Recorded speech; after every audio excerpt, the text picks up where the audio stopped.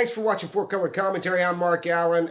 Pardon the mess back there. I've been saying for a while that I've had did a lot of eBay buying over the holiday season. People were offering up great prices and great books. And so some of the boxes and such back there, it's not my normal clutter.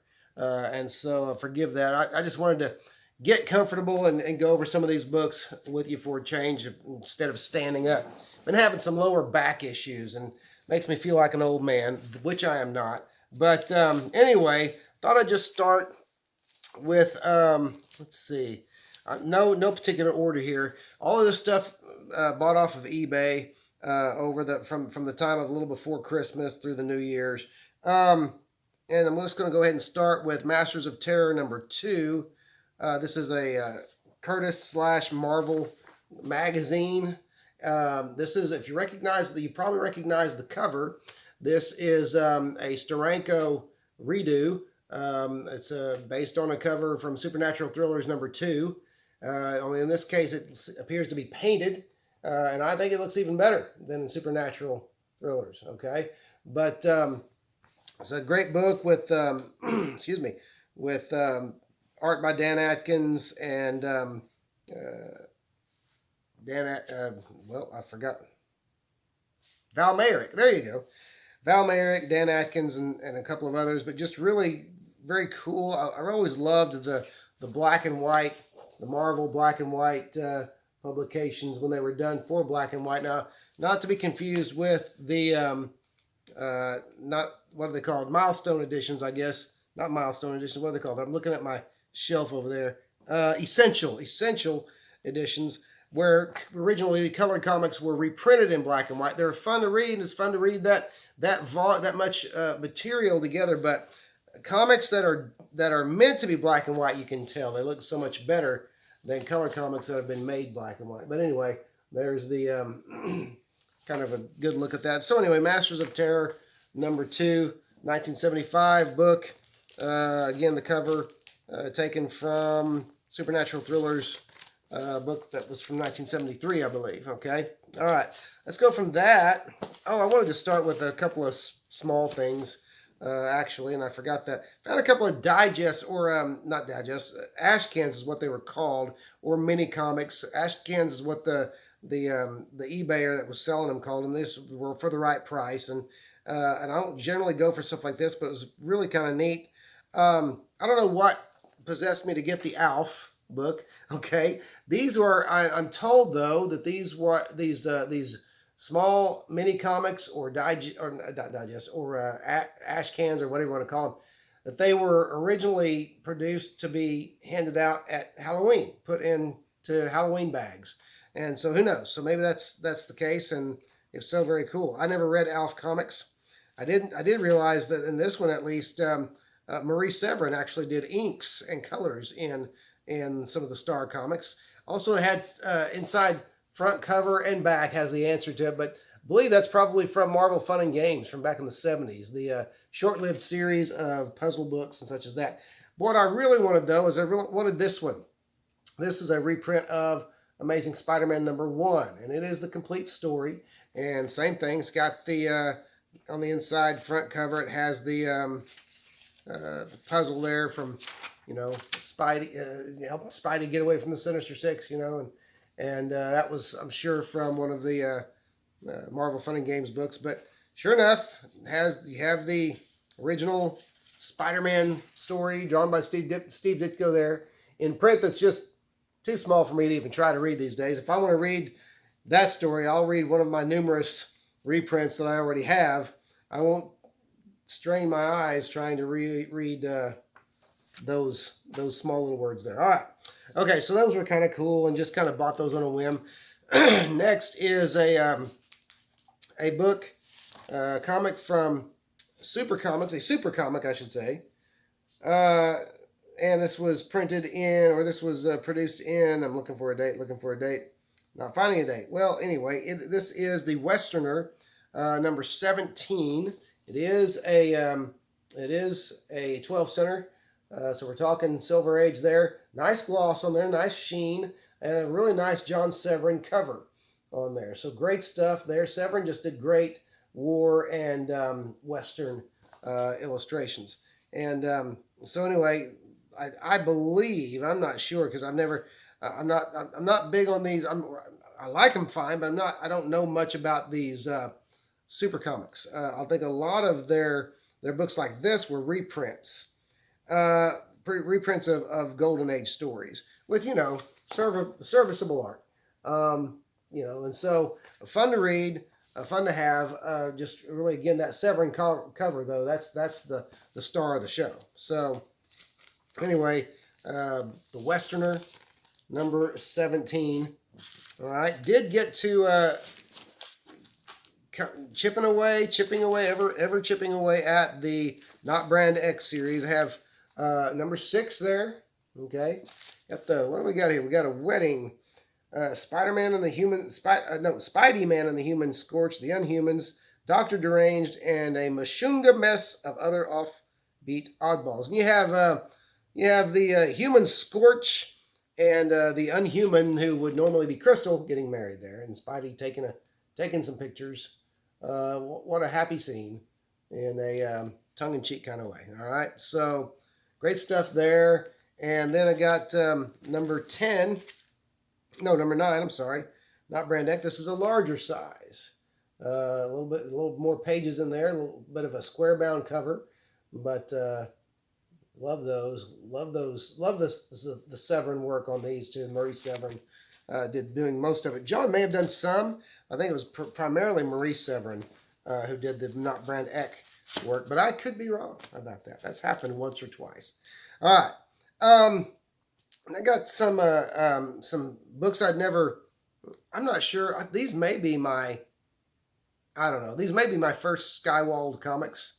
I got a few Skywald comics. First of all, we have Blazing Six Guns featuring the Sundance Kid. Great.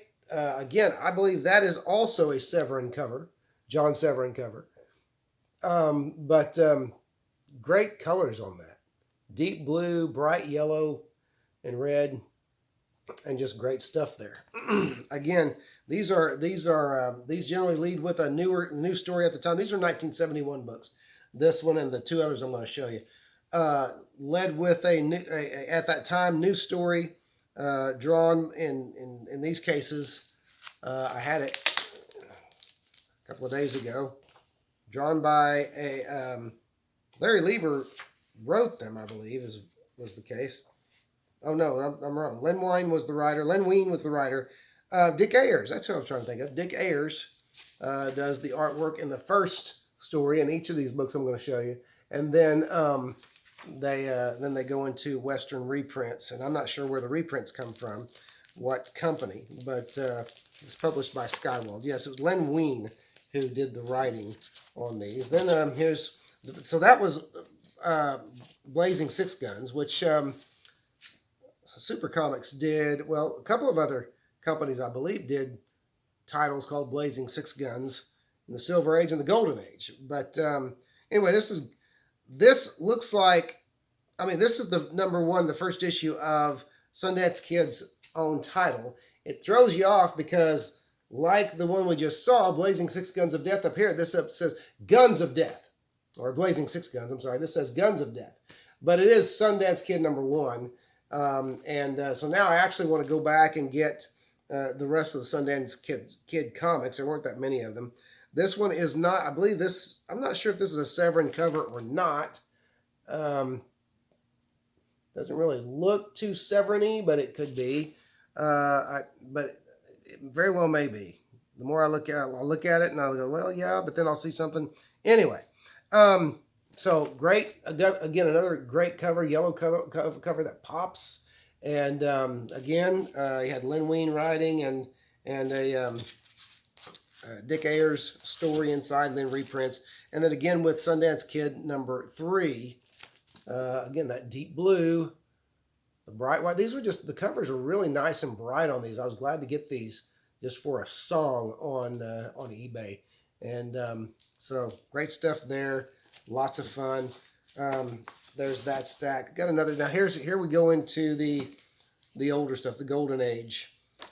Start with some Western beaters that I got for cheap but I loved the covers or what have you. This is this is Cowboy Western number 52, published in 1954, December 1954. Just kind of a cool cover there. Lots going on. These were again, the art's just kind of serviceable Golden Age art. Nothing real special. Just kind of neat to have and smell oh so good. And my wife thinks that's weird. I'll bet some of y'all's wives think that's weird too when you smell your comics. All right. Next we have from, let's see here, Western Fighters. Western Fighters number, it actually doesn't have an, okay, volume 4, number 4, there you go. 1952.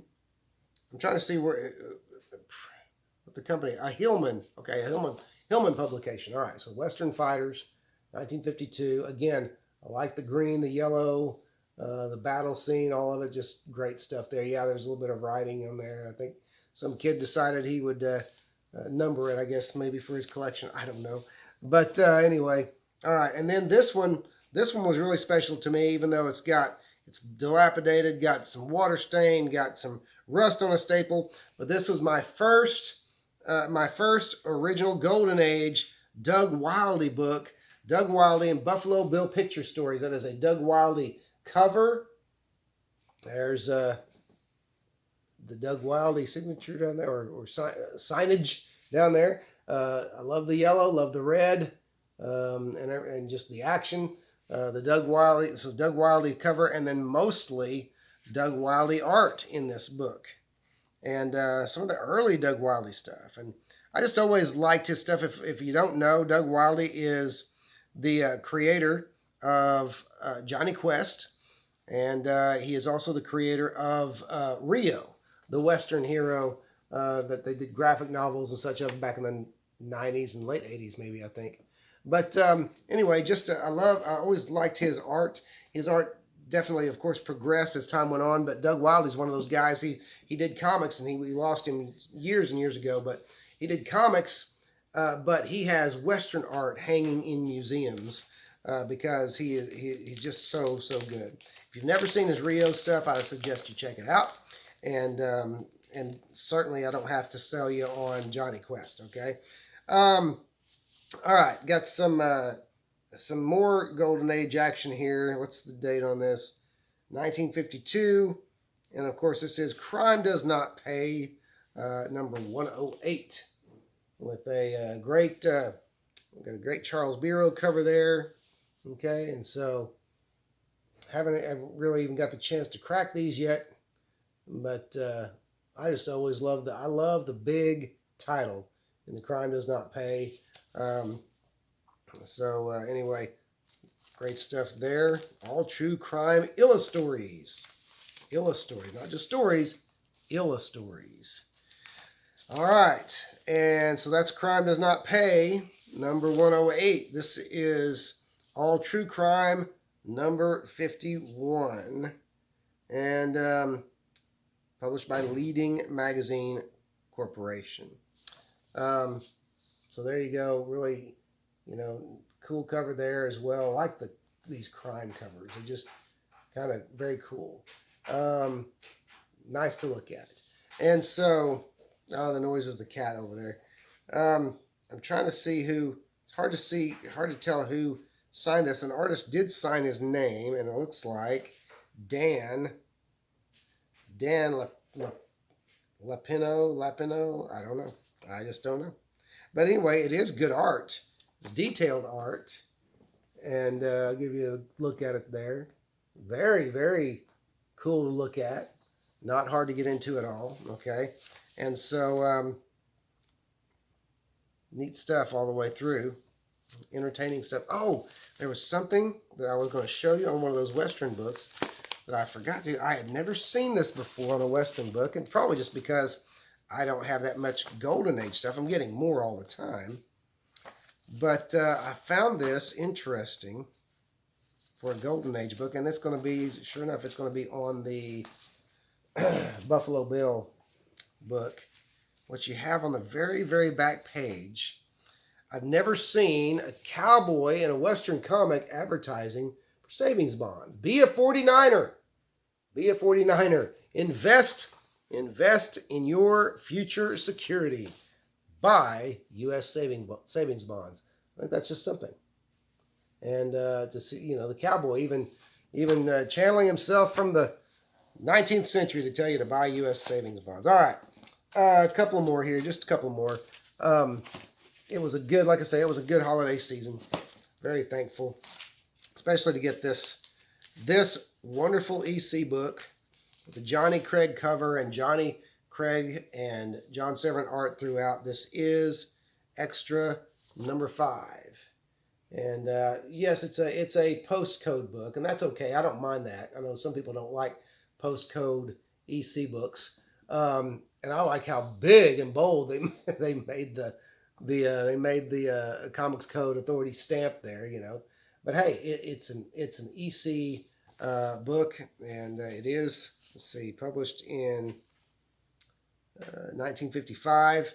I love Johnny Craig's work. I never was into it for up until just the last couple of years, and started really kind of getting into his work.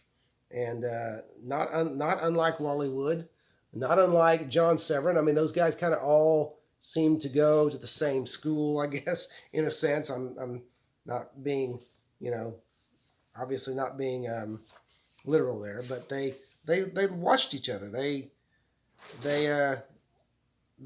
learned from each other, and they did influence one another. And this Jerry Hamilton story, I believe that's a Reed Crandall story artwork. It's not signed, but I believe that's Reed Crandall artwork. That's what I found a website or two that seemed to believe that. So anyway, great book there. And one more here. Now this one, I don't know anything about this book. I'd never heard of this title, never heard of this character, but it was such a good deal, and it was so cool that I wanted to get it. Couldn't turn it down. It is October 1948. This is Rangers number 43, with right on the cover with Fire Hair, Flame Girl of the Wild West. Look at the deep colors there. Now, this is not your typical, if it doesn't look real glossy, it's because it's not your typical glossy cover. It's one of those it seems more newsprint. It's not conducive to the real shiny sheen. And so, but the cover's great. And on the inside front cover, right away, you have a advertisement for Sheena, Queen of the Jungle. Okay. So cool stuff there. Great opening shot, action shot there. As she's being attacked by a big cat. Got her knife out. She's going to do business. All right. I was trying to think. I was trying to see. Let's see. I never heard of these artists. Artists for the. Yes. I have heard of. Well, I think I've heard of Bob Lubbers. Is that right? I've heard that name. John Starr is the creator of Fire Hair. Bob Lubbers, I think I've heard that name, but he's the artist. And then R.W. Colt, the Sky Rangers. Okay. So anyway, just kind of a neat Golden Age book. I Confess by Myra Maxwell, or Myra Maxwell. That would make this a female. If it's not a pen name, that would make this a female comics artist who did this story. Any of you ever heard of Myra Maxwell? Okay, very cool, very very neat art style. I like the art style. Like it a lot, actually. Very dramatic. Looks like it could also be conducive to horror. Even though I don't read a lot of horror, but selectively I do. Okay, so great stuff there. And then let's see, Glory Forbes by Bob Hickok. Glory Forbes. That's a great name for a female protagonist in the comic. Glory Forbes. Okay, great stuff there. Let's see, what else have we got here? We got Tiger Man by Eric Marlin. Tiger Man. And there you have Tiger Man rushing in. I guess he's got that's a spirit tiger over his head there. Okay. Tiger Man before before Atlas Seaboard got a hold of the character. Okay, I wonder if it's the same character. I'll have to start doing some research. Anyway, that's it for that. Tiger Man was the last story in that book. But anyway, great book there. So just wanted to share. Been wanting to share these books on a video for quite some time, and of course I haven't been able to make that many videos lately. So as you can imagine, the books have been stacking up. I've been to Joplin recently. Hurley's Heroes in Joplin and the Clubhouse in Joplin. Through the Looking Glass in Joplin, found stuff all in all those places. So I'll be sharing those here in the very near future. Anyway, that's it. Hey, thanks for watching. Don't forget to smack that bell and so you'll know when new videos are rolling out. Don't forget to like, to comment, and to like and subscribe if you haven't. But otherwise, thanks for watching 4 Color Commentary, and we'll see you